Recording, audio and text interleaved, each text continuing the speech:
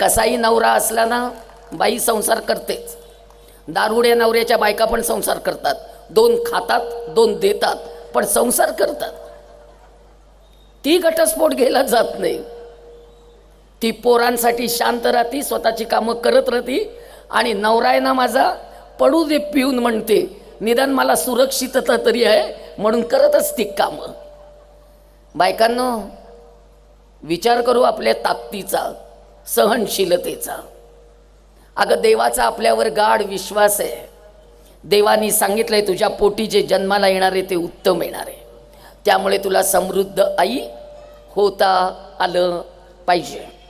आणि सगळ्यात महत्त्वाचा गुण आईच्या भाषेत सांगत नाही, माझ्या भाषेत सांगते.